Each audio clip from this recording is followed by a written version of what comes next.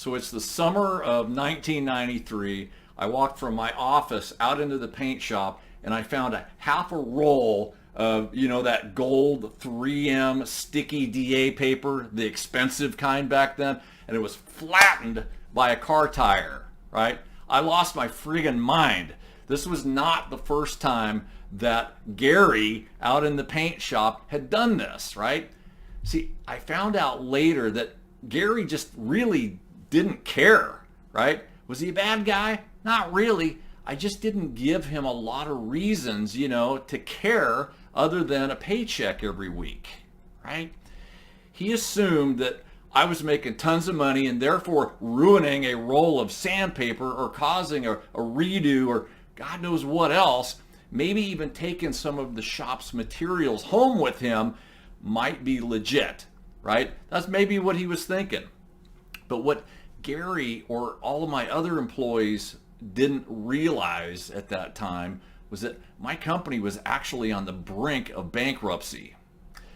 They didn't have a clue because my big fat ego wanted everybody to think I was making the big bucks. I was Mr. Big Shot.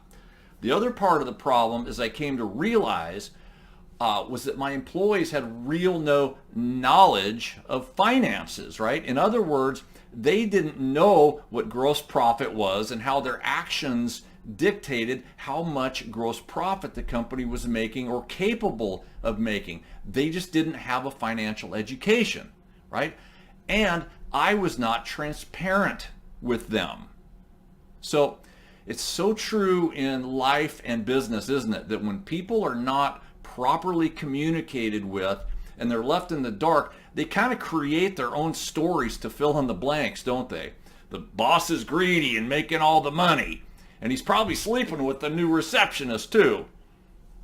Anyway, a lack of transparency is no excuse for people to be wasting shop supplies, but it does explain one of the possible reasons for it, and that's that they simply don't care, right? Transparent companies share KPIs with employees, and they do so at every level.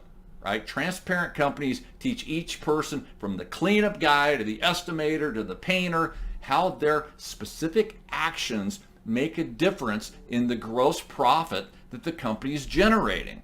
Great leaders teach their people how to understand profitability so that the people responsible for making the profits take the right actions.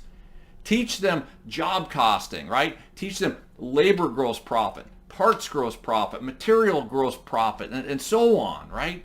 Teach them. And when they understand how the company makes money, how the company wins the infinite game of business, they're far more inclined to take the actions to ensure a victory.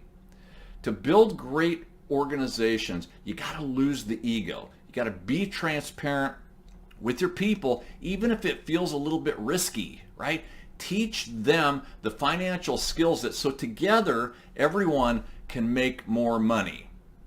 Listen, if you like today's message, please give us a thumbs up, and better yet, share it with a friend and leave a comment. Guys, I'm Dave Luehr, the founder of Elite Body Shop Solutions, and I want to thank you for watching this week's Body Shop Management Tip of the Week. If you'd like help creating a powerful and profitable business, reach out to us sometime or visit us at elitebodyshopsolutions.com, and we'll see you next time.